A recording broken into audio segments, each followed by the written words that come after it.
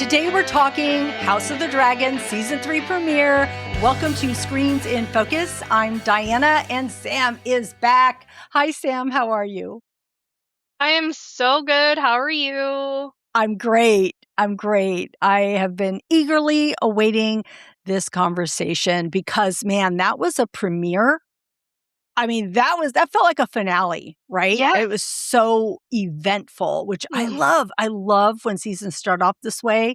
And so I'm going to get your take on the premiere, but I do want to say we got the Battle of the Gullet, dragons everywhere, chaos on land, on sea, an incredibly uncomfortable moment, which I still can't believe happened.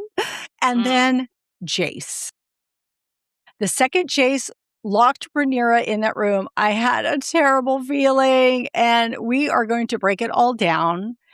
We have a lot to talk about, Sam, but I first want to pose our question of the day to you and to everyone out there, and that is, would you rather be the ruler making the decisions or the heir expected to carry them out? Now, the answer might feel easy or evident, but maybe it's not. And you really have to think about that. And I think as we talk about this, we'll come to a conclusion because we are going to answer that later on. And we want all of you out there listening to think about that and answer it with us. Okay. Opening reactions, your first thoughts. How are you feeling about the premiere? I knew that whatever was going to come after, like last year, was going to be epic, and this premiere somehow exceeded my expectations.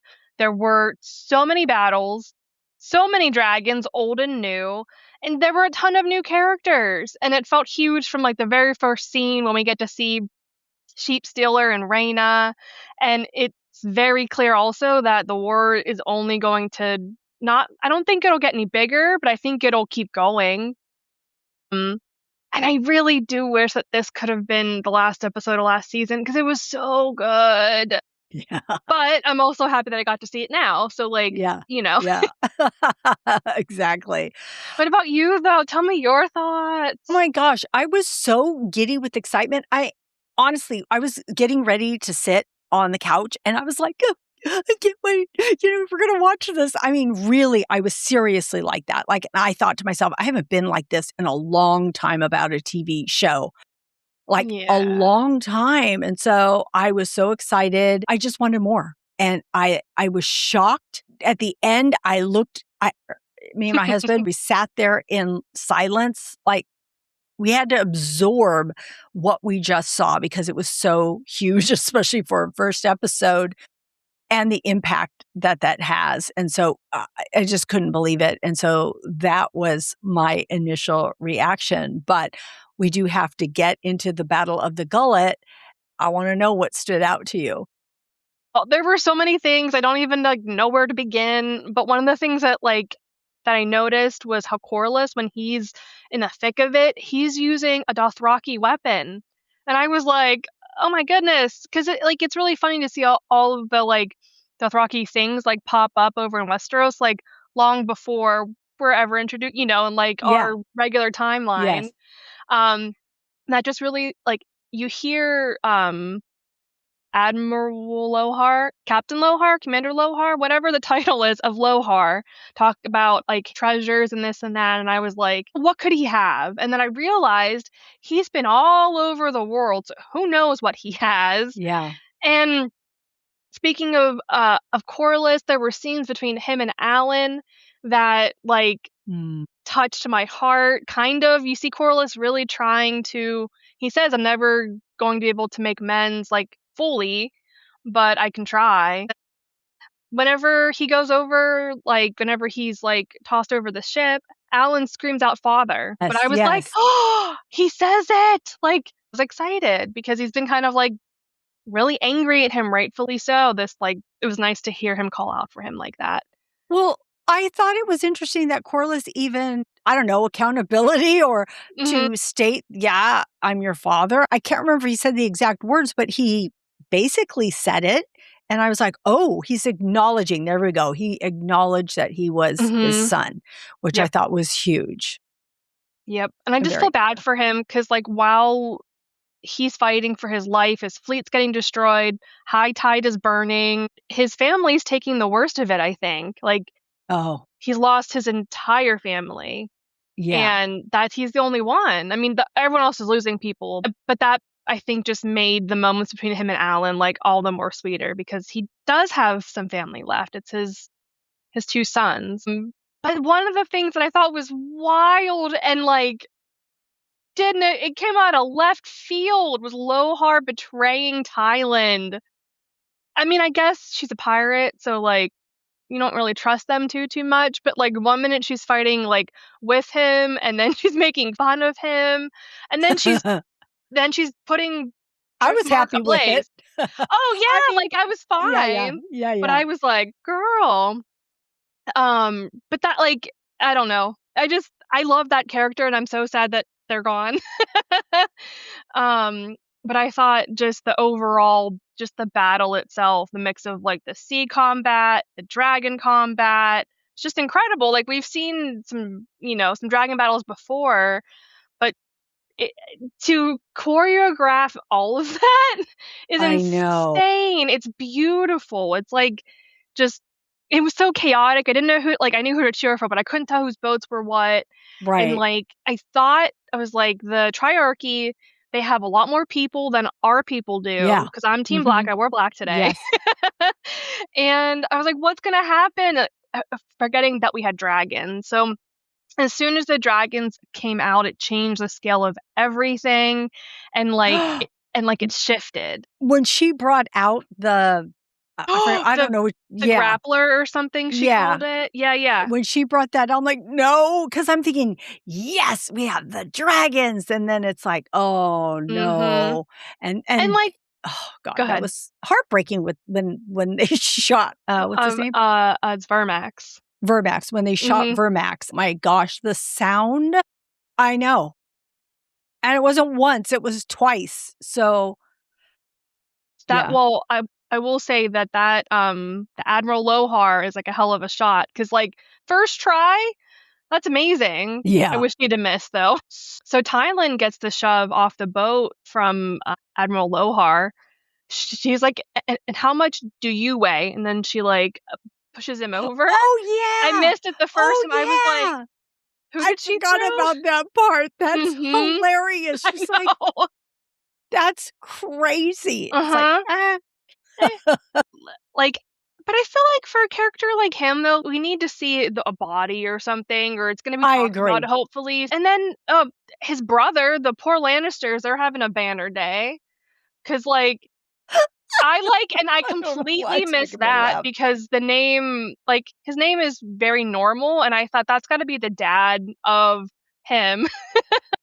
No, that's his brother. I really liked how Damon was like, we've got more lions to hunt." Yeah, Oh, Damon. yes, He is chaotically good. I know. Oh, Oh. um, but speaking of beautiful things, like,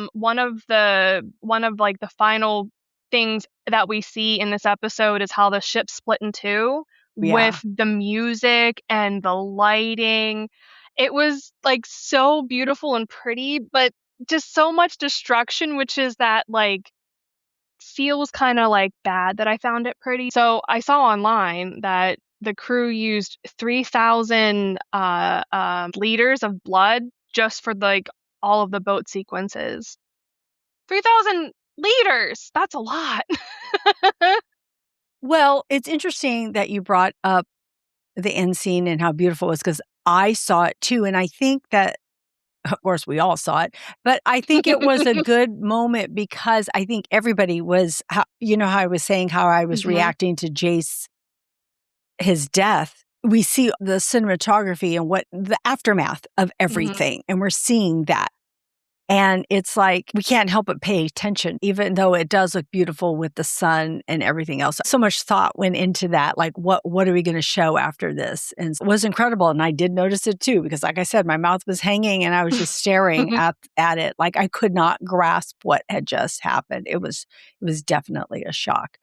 Did they Um, the people who did the filmography were probably like, the people are going to be in shock and we need them to look at something pretty to calm them down. Yeah, exactly. I just want to say, and I think you covered it all beautifully, but I felt like the battle at the Gullet, it was chaotic and it was very brutal. Just watching it, it reminded me of Vikings. Have you seen Vikings or? No, but I want to watch it. Okay. Vikings, they're brutal though. Vikings Valhalla and The Last Kingdom. I really love I love them all. I really love The Last Kingdom too, though. But another reason you'll appreciate them is there's strong Viking women in each of those. And I even though it's the men and they do all this stuff and sometimes the women are kicked by the wayside, but it was good to watch the strong Viking women. That's what Lohar reminded me of. Exactly. I said it in my brain when I saw her. I'm like, oh my God, she's so Viking-esque. She's badass. Yeah, she was, even though I didn't want her to do everything that she did, but yeah, she was pretty badass too. And the actress is called Abigail Thorne, and they did an incredible job, I thought. Like, I want more. Like I hope to see them in other things. Yeah, exactly. And another intense moment was passing through that narrow waterway that they did. And I thought it was just going to be Corlys going through. I thought, okay, he knows how to get through this, but they're not going to know how to get through it. I'm like, damn, they got through it too. How did they do that? And then they just sped up and were able to, like, hit. Why didn't they move? I don't understand why. Like, I recognize that they couldn't outpace the boat's called the Bitch Fist. I recognize that they couldn't outpace. I thought they were calling that to Lohar. I'm like, are they just calling her that? It has two meanings, that one. Yeah. But like, I feel like you still could have. I don't know. But then at least they won't. Like, if you stop, then they won't be able to catch you unaware. I don't know. I'm not a pirate, or I don't even like the ocean that much. It's too big. I don't know, but the battle isn't just physical. It is a chain reaction of the strategic choices that everybody was making, and it's just too fast to control once it's set in motion. And I think that's what was happening too, because everybody's just reacting, or their action is in the moment, and you don't really have time to think everything through.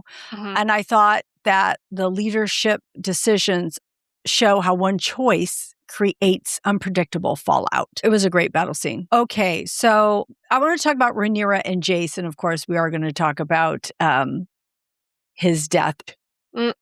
What did you think of the dragons, the battle, and his death scene? What did you think? It's funny because I was very nervous for everybody because they're very untested. The dragons really haven't been to war. They've never done anything like this. Neither has like Rhaenyra, but I just think even if she's not always like completely calm or anything, I feel like she might be better in a situation like that. So I immediately got scared about them having to go out, and I knew something bad was going to happen. I did not expect it at all. And I thought, oh, they're just going to like drag him up. You know what I mean? Like, they're not going to like kill him. Yeah. But then 2 more arrows came, and obviously, and it, like, I think he and I had the same, I think we had the same reaction, like when they did that, because he looked like almost like how dare you? Because why would I would never expect that. I know.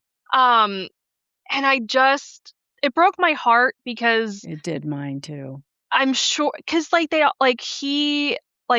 say that I think Targaryens and the dragons, or whoever has the dragon, when you're a dragon rider, you have like a connection with your dragon. So I'm sure the feeling of both of them is going back and forth, their connection, and like, oh, it's just so sad. And I hate having to watch Vermax drown, and like, and Rhaena and Bela couldn't help at all because they could have gotten caught, and it's just sad and really frustrating and avoidable. Very avoidable, I think, because I think this is all coming from me on my couch, calm and not involved in war. But the second like he had gotten hooked the first time, they needed to like retreat a little bit and not help, but like have a plan because they just went in there like guns ablaze. Exactly. Yes. Yeah. Yes. I And then agree. the other moment, as soon as like this random like they eventually will figure out that they're on the same side, but like I wouldn't even attack that dragon because like it's bigger than me. But once again, I have the Right. but it was just bonkers. I I thought when he came out and got on that piece of wood, I thought, okay, Yeah, we can that's breathe. it. Yeah, we can breathe. And then it shot him once. I'm like, oh, wait, he could still make it. He could still make it. And then when he turned around and they shot him 2 more times, and then when his head went limp, oh my I God. know. Oh my God. It was heartbreaking. Vermax dying was horrible, but I couldn't help but think of one, because how young he was, how much he wanted to protect the queen, his mother, what his mother is going to react when Oh, she she's finds gonna lose out it. another son. When he says to Bela as they are getting ready to head out, he's like, this is what we were born to do, or something to that effect. And he kind of smiles at her like, hey, we're going to do this. He seemed too excited. Yeah. I was just a little too excited because I'm Mhm. like, oh, when you get that, it just makes me worried. So, so there they go on their way thinking that, that they're going to conquer Mhm. them. But it's war and death is going to happen. And I'm sure it probably went through their heads that this could happen. And they thought, oh, we have the dragons, we have the upper hand. But I mean, look what happens. Just because you have a dragon doesn't mean, yes, it's great, but it doesn't always mean you're going to win, because we've Mm-mm. seen it happen before. And Dragons I die. think No, go and ahead. I think so in season 1, Viserys is talking to Rhaenyra in front of the dragon skull, Balerion the Dread, Uh-huh. and he's talking to her about why he's like, why are the what? Because people say that the Targaryens are the dragon or something, and he's like, why do people say that? And he ends up leading her to say like, we don't control the dragons, like they are still like wild. We just have like a connection with them, and I Mhm. think that's why I think if Rhaenyra had gone into battle, things would have been a little bit better because she knows that the dragons, and you still can't control a dragon or anything, but I think she would have not thought that they were invincible, Yeah. because she realizes that they can die, they are human, and Yeah. like, and Jace and Bela and Rhaena, they're so young. They're Mhm. like, Mhm. what, 16 or 17 or something at this point? And like they're you know how kids are. Can you Yeah. like I know how they are with cars. I can't imagine if they had dragons, but I know. and it just breaks I my heart know. because they have the best intentions of killing a bunch of people, but the best Yeah. intentions. Yeah. Yeah. And I just oh, I just they could have been so good. But it made me so we're going to talk about this like a little bit down the line with themes, but there was a theme that I thought of that I'm Mm. excited about because it Ah, kind of relates to what we're talking about right now. yeah. Okay, so as we're talking about Jace and Mhm. Rhaenyra, there's love, there's duty, there's consequences, and I want to talk a little bit about their dynamic. But I do want to say Rhaenyra is ready to step into battle, and Jace shuts her down completely. Was that right? Was Jace right? Was Rhaenyra right? What did you think in that moment? So I don't think that he's right, and I don't really think she's right either. But I think if Rhaenyra were king, I don't think he would even have even attempted to do that. Like if that were his dad, I think there Mhm. would be an entire, like the dynamic would be very different. Yeah. But I do think that Rhaenyra was also a little too excited about the Mhm. plan, and Mhm. I think even though it's not that I don't trust Alicent, because we see on her end she's trying to do everything she can to make sure that their plan can work. But there are so many unknowns, like Aegon not being there. That's a whole thing. Ugh. Yeah. And like it just makes me so like I understand he's trying to protect her. I can see where he is coming from. He's just trying to protect her, but he's being a little like too like stubborn about it, I think, because I think he forgets it's his mom. Like his mom and his queen. Makes me sad because he ends up, he dies. So then it's like really extra sad because I really wish he'd let his mom go. I originally thought I have a bad feeling. Like this is not right. This is not going to go down right. I just, that was my gut reaction, even though I was still shocked that it didn't go out like expected. I'd forgotten about that. But also I agree with you. She was too eager. I thought that to myself. She was just like, oh, Alicent We're said gonna win this. now. Yeah, exactly. It was just too uppity. And I could see where he was like, wait a minute, Mom. They killed my brother. Now they're going to try and kill you. And now I need to save you. So I get his intention. I just don't know that that was the right thing. And it also makes me wonder, if Rhaenyra had gone, that doesn't mean the same outcome would have happened, because this was him and his experience. And you're right. Like, maybe she would have retreated. Maybe she would have known, hey, we're not invincible here. I need to do it this way, or come in this way, or wait, or whatever it might be. She would have had a different approach to it once she was there. So I can't say that anybody in Jace's situation would have died. It just so happened that he died in the circumstance. I also think that Jace has been questioning her last season, which kind of rolls into this season, because he is upset with her that she is taking anyone that can ride the dragons, because he feels it jeopardizes his legitimacy to who he is, because he knows who his father was not who they think he is. His hair is different and everything else. He goes, Mother, I'm not stupid, So is this going to jeopardize, me being an heir? Because they're going to think, well, not, if anybody can ride, that doesn't mean that you are the lineage but it's still her son. So yes, it is. That's like insulting to her. Like, am I not enough? Yeah. You know what I mean? Like, I'm the Targaryen. That's all you need. Yeah. Which I think that's what she says to him. Right. And I feel like the core tension here is not the disagreement, but competing choices about protection and agency. And I think he's choosing control and she's choosing action. So they're kind of coming at it from two different angles, but I think they both really have good intentions. And I think that Jace is a good son. Like that, I think that's part of why I was so upset when he died, because I feel like he was rising to the challenge. I feel like he had a good head on his shoulders. He made good decisions. What I don't want to get lost in this tragedy of his death is what he accomplished, because we see the winter wolves arriving. And that's a reminder that Jace, yes, he's a dragon rider. Yes, he's Rhaenyra's son, but he also helped build those alliances and secure support for Team Black.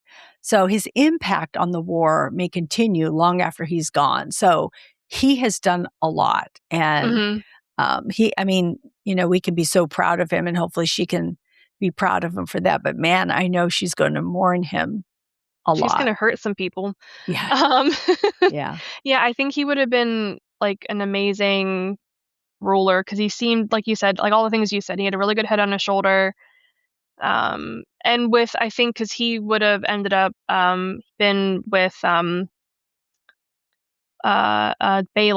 and I think she also has a really good head on her shoulder, so they would have been a really nice pair. So it's a shame.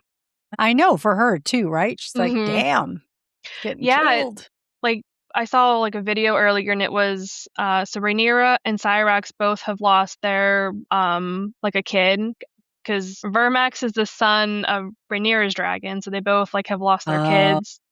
And then Moondancer and Vermax were also together or whatever, and then those two would have been together. But I did see a cute thing, and it said that he was reunited with his dad on Father's Day, though. And I was like, oh, yeah, like crying. Yeah. For multiple reasons. All right. Talking about dragons, we have to talk about Rhaena and Sheepstealer, this rogue dragon. So what do you think about both of them? I feel bad for both of them, if I'm honest with you. Yeah. So Rhaena basically had to die for Sheepstealer to accept her. And I love that it was like feeding her like you know how like some cats will bring their owners Oh yeah, like little mice. like yeah, because they're like, this guy never hunts, he's going to die soon. And I just feel bad because like her whole life she's been eager to prove to her dad and to herself and to everyone else that she's a Targaryen, that she just claimed a wild like a wild animal, and it's a Yeah, dragon, so it's yeah. huge. And that poor dragon is just really wonky looking. Like he has like not like a lot of his like top thing. He has like an over or an underbite, I guess. And he's brown and kind of like gray. And but that's probably really good for where he is, because he probably like blends in with the mud and the stuff of the Vale. Blends in with the mud. He probably does. But I was thinking, episode is called Fire and Blood, Salt and Sea. And in season 2, Corlys talks to Bela about being his heir, and she says, "No, you have to find a person who is of salt and sea." And I'm like, "But what if that's Rhaena? And it's just because she's a girl, like he's not gonna." I mean, there's a lot of things that have happened for him not to like ask her, but I feel like it was always just like he went after the boys because that's what they do. But I feel like she could, if it's not completely destroyed, could be his heir. I wonder how long like she's been out there though, Why no? because like she escaped right out of the Vale, which that was kind of wonky how she just like walked off the hill and no one like stopped her. Hmm. But anyway, Yeah. I'd wondered, like, yeah, her surviving out there, and that's why she ate so quickly when he shared the food with her. But when she was climbing up on top of him, I was looking at all his spikes. I'm thinking, damn, you could like fall off of that and just like really rip yourself apart, and she was riding it without any kind of gear on top of it also. And I thought, damn, she's going to fall off. And she didn't. I don't know how she So didn't. I first was excited for her until I saw that she couldn't control it, because I thought that maybe it would. It's like a horse, right? One of those wild horses that's trying to buck you off in a way. Like I think that's what it was trying to do. And she's like, I'm hanging on.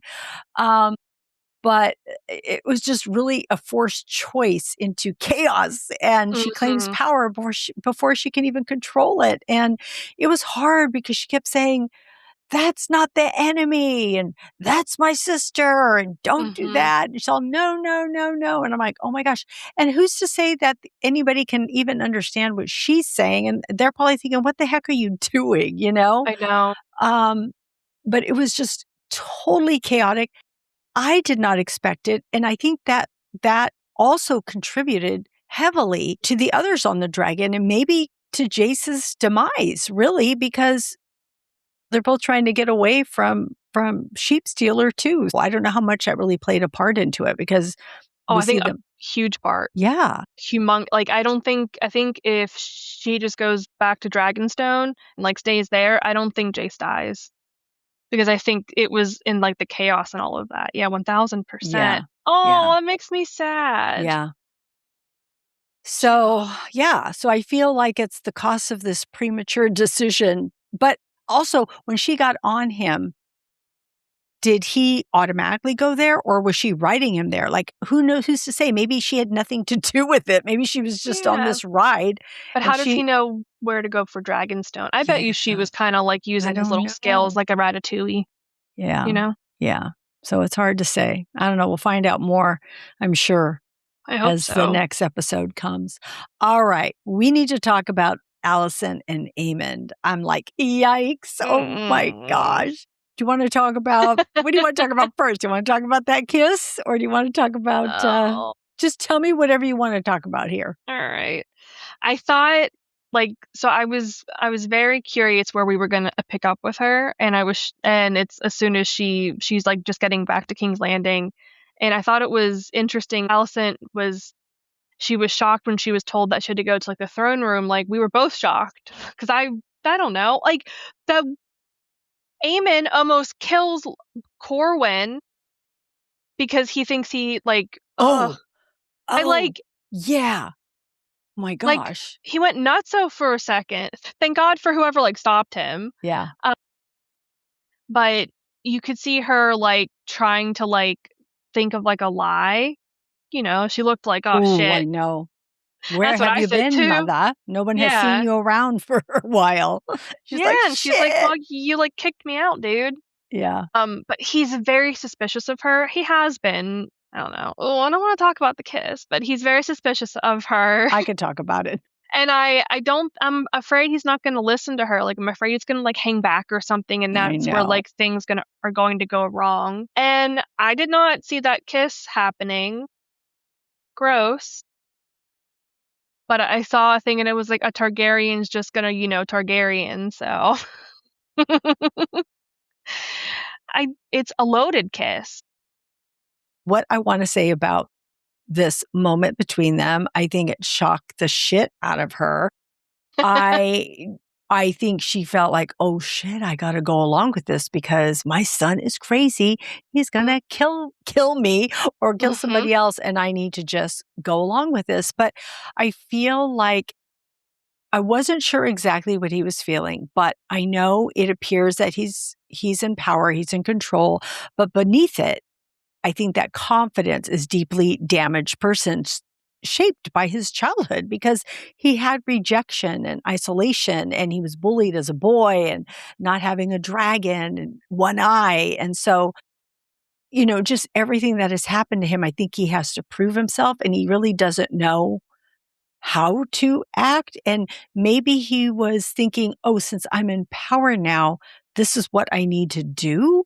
Mm-hmm. Um, Maybe I don't know. It feels odd and weird, but like he's had a weird childhood. So who's to say? I mean, he's, been living or going visiting the brothels. So since when did that start? How young was he when that started happening? So Yeah. I think that there's just a lot Too there. young. Yeah. And also with Alicent, I mean, she was groomed by her father, to Mm-hmm. marry to get Get married. Huh? a 50-year-old man. Yeah. Um, so she was told just to do what she needed to do too. So I think they are both just not sure how to react to each other. And even though you can clearly see she's affected by it, because as soon as he walks away, that tear comes down her face, which I Mm-hmm. thought was the perfect reaction. I read a little bit about that kiss, and they had done it several times trying to figure out how they were going to portray this. And it came up with that one. And they did talk about Aemond's point of view of being really damaged as a child, and that he just doesn't know really how to act. He's very insecure. So Mm-hmm. I think that was what was behind all of that. So I thought, wow, that was a lot to say with what we just saw, because we think, oh, it's a kiss, that's weird, but no, there's both of them have trauma in Mm-hmm. their childhood. Most people probably do in that time, but still it affects people all the time. So I thought that was just kind of crazy to watch. And I kept thinking Alicent is going to get found out because at some point he's going to know that she lied to him. Mm-hmm. Well, she told the uncle to stay where he was, so Aemon's going to go by himself, right?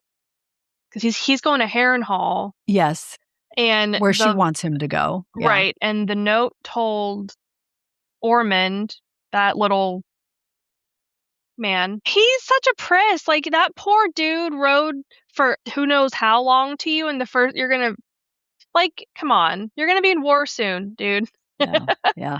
Yeah. She told them to stay there, I think, and then like in 3 days, then leave. So I think Yeah. that timeline's messed up because I think he's going to be there by himself. Yeah. So I Probably. think Yeah. she also knows that she is sending him off to die, Yeah. And of which course, also could be the tear and then a little also, bit. no, I think it was, well, it could be, but I think it's just like this. That's true. It's like everything A little together. bit of You're all of right. it, You're yeah. right. Yeah. But I thought that too. I'm like, she's going to get found out. She's going to get found out. He's going to say, Mhm. ooh, I got this note from you. And he's going to say, I didn't send that note. And all of that's going to just blow up in everybody's faces. So, Alicent, what's going to happen? Mhm. Gosh. Okay. Themes here. So I felt a big theme that I saw in this episode was choices and the Mhm. cost of those choices. But I'm curious, did you see that also, or did you see any other themes? a couple of themes. So one that I thought was really interesting, it was like the idea of honor. So Gwaine and Kristen are talking in the tent, and Gwaine has just come in from like experiencing a woman like escaping like from another guy, and Yeah. he goes like over to him and he says, "Hey, Lord Commander, can you go do your job?" Kristen's like, "No." Um, and he's upset because like he doesn't want to do anything. So Kristen tells him like we all become beasts in the end, and Gwaine says only if we abandon our principles. And that's like a slap to the face to him because he wears the white cloak, and it's like Gwaine is Sir Kristen like 20 years ago, whenever like before the Rhaenyra stuff and all of that. Um, and I just thought it was like I don't like Sir Kristen, so I like when he gets like slapped in the face. I don't. I'm so glad you said that because, okay, in the first couple episodes of the very first season, we liked him, right? Loved Because, him. yeah. But then when you went, stomping your feet like a little baby, Yeah, after Rhaenyra's like, okay, we're done or whatever it is, it's like, just be my side really? piece. Yeah, Yeah. He just like, oh lost my it. God, he lost it so bad. And it's like, ever since then, he's just been like digging in and just his mindset of her and how he talks about her and all of that. I'm like, oh my God. And just every decision he makes, everything that he does, how he made Eric and Arik, how he, made him go to his death, basically. Hmm. That was just that's a powerful scene that still sticks with me from Oh, season 2, which try I being a just twin. rewatched. Yeah. I was like, Yeah. So, that was just heartbreaking to watch, but he sent him just like telling him to like prove himself, but he knew what he wanted. It's just like he mm, just wants her dead and doesn't really care about anybody else. Oh, and he was feeling guilty because the kid yeah. Oh, was lost his killed. home. Yeah. Yep. And on his watch Yep. because he was with Alicent when he shouldn't have been. Your So it's always his choices. See, there we go with choices again. choices. Yeah. But anyway, yes, so I agree with you about Sir Christian. So anytime someone gets a slap, gets to slap him, figuratively or not, Mm, I agree with you. Go ahead. Sorry. no, you're fine. What I really liked about this episode was the magic. It was so unexpected.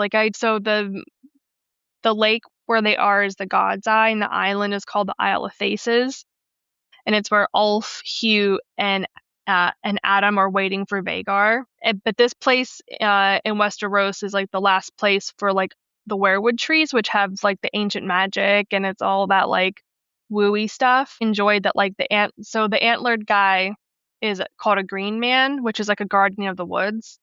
And all of this is related to Alice Rivers, who is like how the heck did she get there? Did the owl like take her? I think she maybe is the owl, but I just thought that that was really cool, like to bring that back, because I think Game of Thrones had it a little bit, and then they kind of lost it, and that was like a really good part because it's bigger in the books, and Yeah. I'm a bigger fan of the books. So, Uh, um, and then another theme was honor and sacrifice. I was thinking about the Winter Wolves a little bit, and mm, they practice the old tradition of whenever times are tough in winter, you go out in the woods and you take a long walk.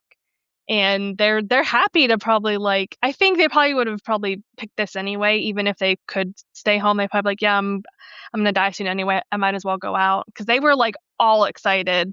Like I've never seen people that excited about being covered in like blood and stuff. Did you like the Winter Wolves? I did. I did. Or, Oh, the main like the guy who held up the head yeah. is Yeah. Osher. Yep. Yes. Yes. I agree. I don't even know. Tommy Flanagan, Yes. who's from like Yes. but like I'm so excited for him. I hope we get to see him like a lot. Another thing that kind of goes well, another theme was like inheritance. How like all of the kids have inherited this a conflict from their parents. Like they really don't need to be hating on like they were cool with their cousins at one point. It's the parents Yeah. that have the issue, and it's just like it's sad, which could also lead into the theme of holding grudges. Everybody is holding a grudge. Yeah. Like, so focused on revenge and trying to settle an old score that she loses the sight of the bigger thing, and then she ends up like being killed. And Aemond is driven by like his old wounds, and we talked about this like a little bit earlier, like, but a ton of what he does is very connected to his to like his years as a kid, where he resents everybody, he's Right. humiliated, he's Yeah. so angry, and that's what Alicent points out a ton, is how angry he is. Yeah. And this entire war is fueled by grudges, and they're not even fighting over like everyone's going to like be dead by the end of this, so there's not even going to be a succession left. Then if we think about like for Jace and Rhaenyra, they're both trying to do the right thing and move forward, but they're constantly being pulled back by like past mistakes and like old conflicts, because he doesn't trust his mom because of like A, B, or C. So then he doubts her, and then he wants to like step in when if he would just allow his mom to do her thing, things might have been okay. But we talked about that like a lot earlier. But Yeah. But then it's hard too, right? Because mm-hmm. maybe she wouldn't have been okay. Maybe she would have been Who killed. knows? Maybe he Mm-hmm. did prevent her from being killed. We can only assume. We only have what we know. And so it's hard to say. Oh God, those are all.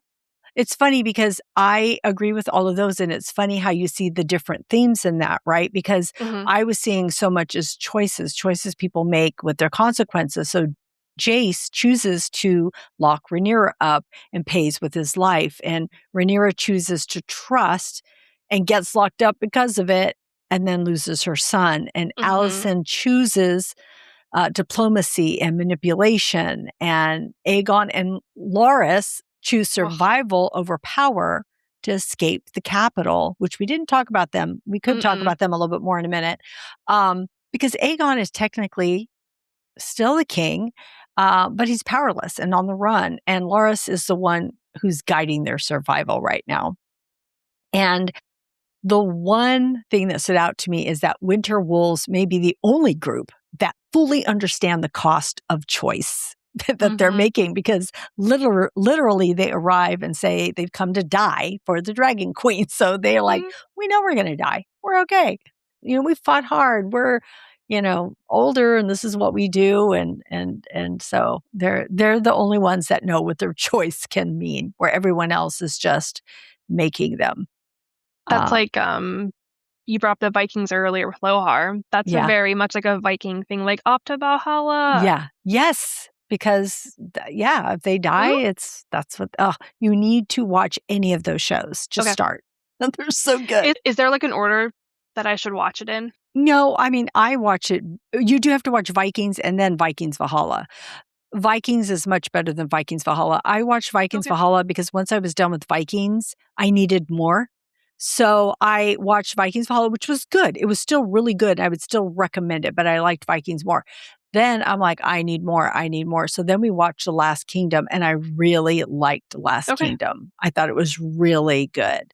But I did not like, the only thing I did not care for was the Last Kingdom movie.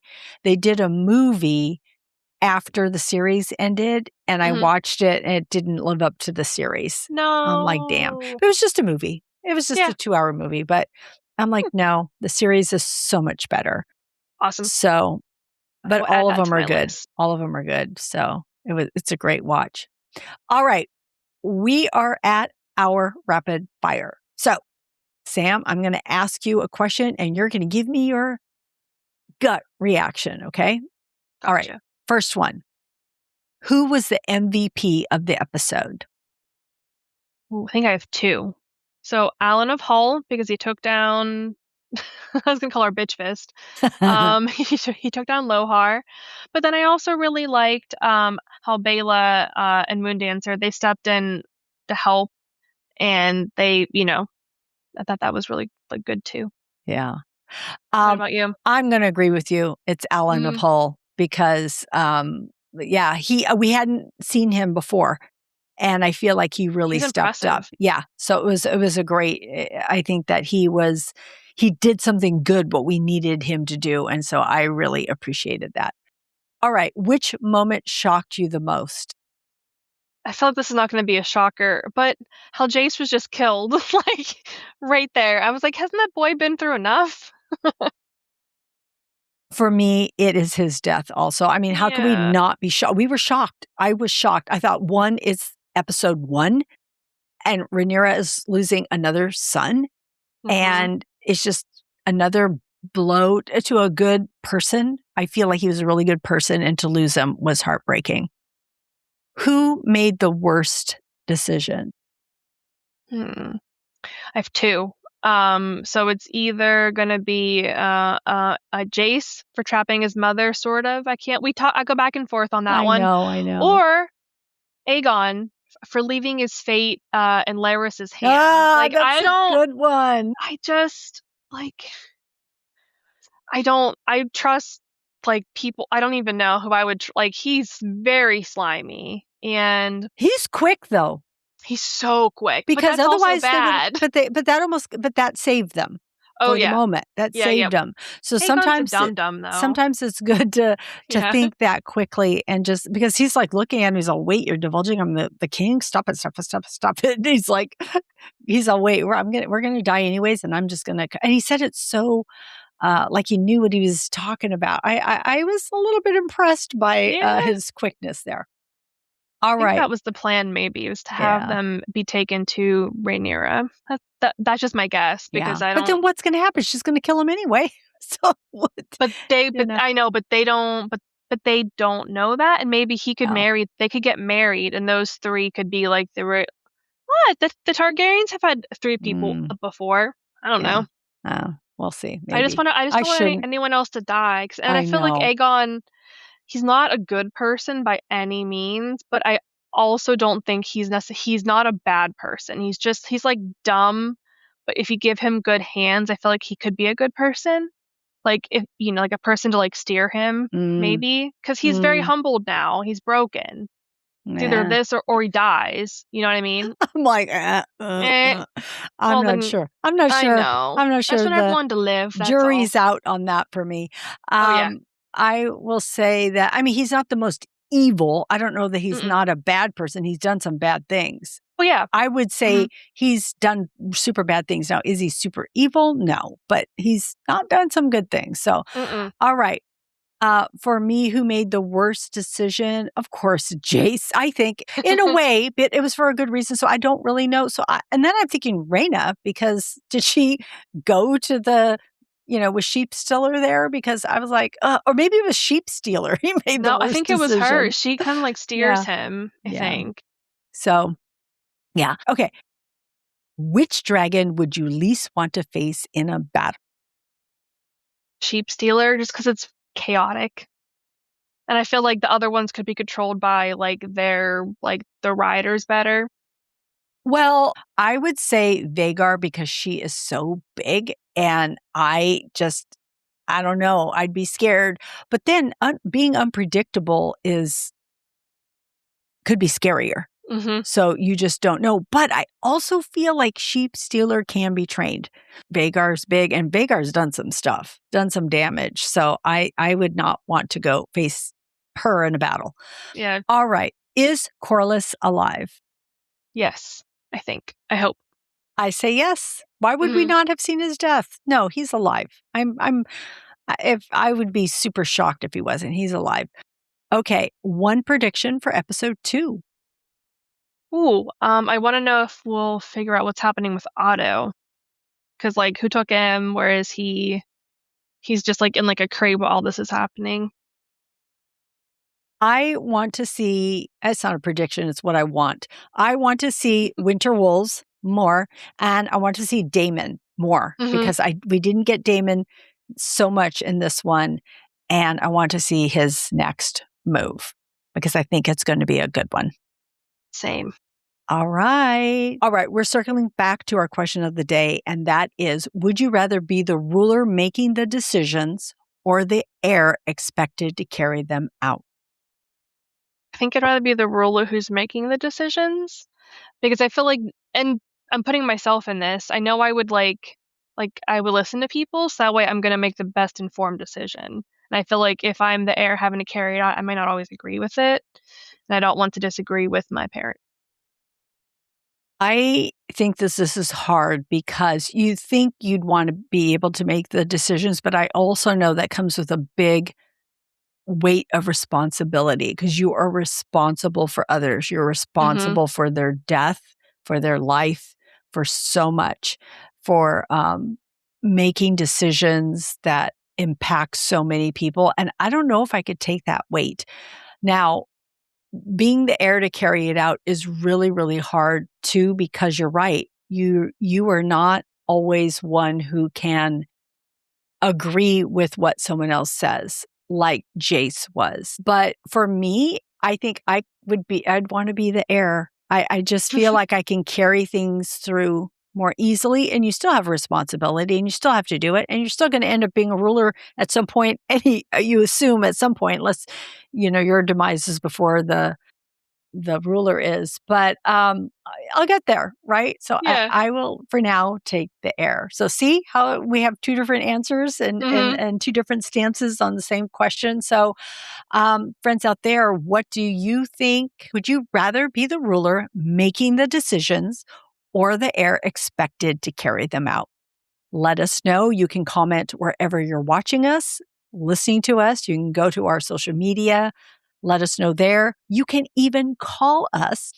It is 669-223-8542. And you can leave us a message there. You can go to screensinfocus.com. All of our social media is at the top. Click on the link, follow us, and let us know what you think, because we would love to know. All right, that is a wrap up of the season premiere of House of the Dragon Season 3. I cannot wait for the next episode. Please come back. We're going to be breaking down this weekly, but don't leave us yet. We still have TV and movie recommendations. Sam, let us know what you are watching. So I've been watching America's Sweethearts, Dallas Cowboys Cheerleaders. My third time watching it. I'm hooked, which is insane because I've never cared about cheerleading or football, if I'm honest with you. And I love it. The women are just amazing. They're athletes, man, and you should just watch it. And then on Prime, I've been watching Young Sherlock, and I've only watched one episode, but it was really fun, and I've liked the character so far. So it's like young adventures of Sherlock Holmes. He's like in college or something. Like he's like that age. Okay. And then for movies, the Poppers, which is on Disney Plus. Have you heard of this? I have heard of it, but I don't know anything about it. Oh my God, it's so good. It's so cute. So there's this teenage girl, and she's like a climate activist, and she stumbles upon this technology where you get put into like an animal, and adventures happen. And it's really cute, and like the voices are insane. Like the actors that are in this movie are fun. It's really funny. That sounds kind of cute. Yeah, and whenever like a person gets put into like a thing, and it's like there's a different view from the human to the animal. So it's like the human, it looked like all the animals look the same, but to like the animals, they have like quirks, like hair. Like Yeah. one of the humans gets put in there, and then he has a coif. Like it's real cute, and like so just like things like that. And then a documentary on Netflix called Maternal Instinct. And this one is, yeah, do you know what it is? Yeah. I haven't seen it, but I knew I could count on you to watch this. I'm like, I bet you Sam's watching this. Oh, like as I'm eating my breakfast, like getting ready for work. That's so funny. Yeah, it's bonkers, but I highly recommend it. It's really good. That's awesome. I have thoughts on Wade. All right. Good to hear. All right. Mm-hmm. I'm watching a lot. I'm just going to run through this. So, for TV shows, I'm watching I Will Find You. This is out on Netflix. It's a Harlan Coben novel, and it's starring Sam Worthington. And I am midway through, and I'm liking it. Like, I want to know what's going to happen. So it is good. I just started Cape Fear out on Apple TV Plus, and I had seen the movie 1991, Martin Scorsese, Robert De Niro, Juliette Lewis. And I remember being freaked out because Robert De Niro was so convincing as this crazy menacing man that I did not like the movie because he was so realistic. I'm like, I don't like this. So I was hesitant to watch the show. Mhm. But my son's girlfriend's all, hey, you need to watch this. And so she made me watch it. So I watched a couple episodes and I'm like, okay, I think I'm going to keep watching this. It's good. It's good. Was it Um, as scary as you remember? um, well, it's a little more story, like a little more drawn out. So it's a Oh, little bit, okay. because Mhm. I only saw a 2-hour movie. So Mhm. it is scary, but it's not quite the intensity that Robert De Niro brings. You really need to watch the movie and then Mm, watch the show okay. be able to watch both of them because I think they're really important to watch. Um, I also finished Widow's Bay on Apple TV Plus. Ooh. Did you watch this, Sam? No, No, I want to. I've it's watched one episode. good. It's Okay, good. it is good. What I love is that there are some episodes that feel um like a background story or a piece to add into a story, and I love TV shows that do that, right? That Mhm. just, you find out a piece of history and it inserts into the whole place of this place that they're at. So it's just really good. I really enjoyed this more than I thought. I didn't think much of it, and I thought it was really solid, really good. One of the better TV series out there. I am. I watch a lot of reality. I watch some survival movies, and I watch Outlast. I watch it in Alaska, and this one's in the jungle. It's out on Netflix. It's people like put into situations. It's like you got to find a group. There's only like 3 areas that you can be in, and you go pick which one's the most important. You got to survive, and sometimes you don't have food or fire. Sometimes you don't have shelter, and you got to figure out how to do it. And some people can't take it, and they shoot their flare gun and they get out. And the whole thing is that 2 people have to end up at the finish line. It has to be 2 people, can't be 1. It has to be at least 2. And so you have to be that, and you win $1,000,000. But it's hard. It sounds like, oh, this can't be that hard. No, it's hard. There's a lot of stuff that happens. There's elements. There's people. People can steal stuff from you. People can intimidate you. People can steal your whatever it is. So Mhm. it's a cutthroat, and you really find out what you're capable of. So it's something I enjoy watching. Um, I'm continuing to watch Dutton Ranch on Paramount Plus and From on MGM Plus, both super good. So those are my TV recommendations. My movie recommendations, I went and saw Disclosure Day, Steven Spielberg. It brought back wonder for me, like like when you see E.T. or Jurassic Park, that wonder feeling, like things are amazing. And so this gives you that feeling, and has a lot of shifts in it I wasn't expecting. Emily Blunt is amazing. Like I heard that, but I didn't know what that meant until I Mhm. watched it. She is phenomenal in the way that she portrays her character. She's so good. Everybody's so good. Coleman Domingo is in this, and it's really good. Um, and I just want to briefly say Office Romance with Jennifer Lopez is out on Netflix. It's very watchable. It's not great, but if you're just looking for something that's light, then check that out. And We Bury the Dead. Did we talk about this, me and Mhm. you? Okay. Mhm. I wasn't sure if I had brought that up, but So good. I really liked it with Daisy Ridley, and that's on Hulu. So those are my recommendations. You can check out Screens of Focus TikTok or YouTube for more reviews and recommendations. But I do want to thank Sam for being here today. Thank you, Sam, for being here. Thank you for having me as always. It's always so much fun. Mhm. And I'm so glad you're on this ride with me, and I can't wait for the next episode. I don't know if we can handle any more. I know, right? Oh, well, Dead City's coming back, so That's right, I well, yeah. forgot. So put that on your calendar. All right. Friends out there, thank you for tuning in. We hope we said something today that resonated with you, gave you a laugh, some insight, some happiness. Please subscribe to Screens of Focus and share this podcast with a friend. We would love that. Remember to keep watching, keep exploring, and keep those screens in focus. We will see you next time. Bye.